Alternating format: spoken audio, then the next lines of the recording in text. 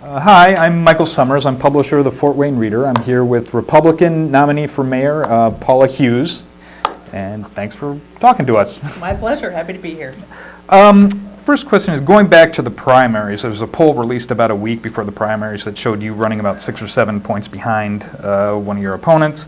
And it seemed like it was going to be a close race, but in the end you won pretty handily with about 56% of the vote. That's what I have written down anyways. Well, why do you think that was? What do you think, a lot of the Republican contenders were running, talking a lot about finances. Wasn't all identical campaigns, but why do you think yours garnered 56% of the vote?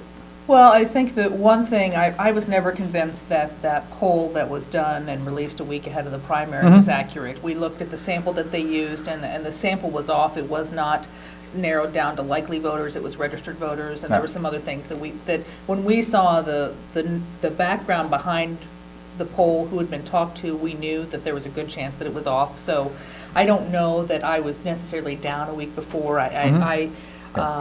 Everything that we had been hearing, and what I attribute my victory to is the grassroots work we've done. When you look at campaigning, there's ground war and air war, and the ground war is grassroots, talking to people, getting out there. I enjoy that part of the campaign, and I've been very lucky to attract people who are passionate about the same things that I am. And energized about the potential for the future of Fort Wayne. So when we were talking in our phone banks, we made thousands of phone calls, and the numbers we were getting back from people lined up more closely with what the actual election results were.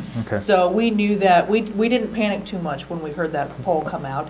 And I have to wonder if that poll coming out didn't really engage people that were hoping that I would win the primary, because they thought, oh my gosh, she's behind, I've got to get to the polls and vote.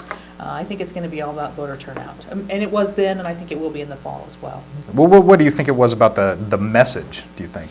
Well, the message is timely. It's something that resonates with people.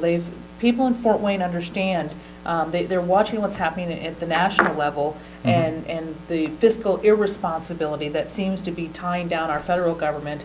And we've made a pretty strong case for the fact that that's what's happening at Fort Wayne too, on a different level. But certainly the numbers we've had now this came out after the primary, but with the city of Fort Wayne being $500 million in debt, that's something that really gets people up in arms, and they start to say, wow, what's going on in our city? How have we not known what's happening? And they want to get engaged, and they want to change it. Okay. I'm always sort of curious about this. There's a lot of Republicans in Allen County. Did you, after the primaries, did you have to, what was that like? Did you have to extend any olive branches? Actually, it was, the primary was very cordial all along.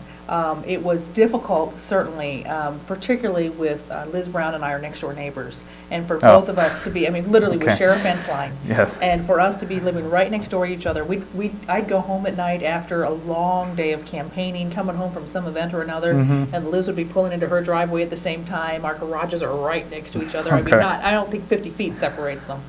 And it was emotionally very difficult to get through that.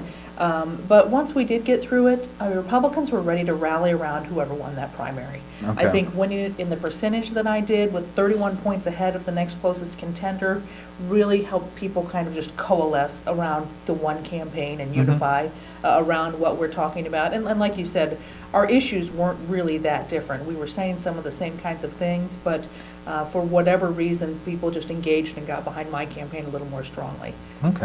So it was pretty easy. There were not, yes, certainly we offered the olive branches to each other. And I don't know if you've seen the recent news, but Liz Brown has become a very big supporter of mine, and the level of grace that she has exhibited through this process has really impressed me. And she's a great woman.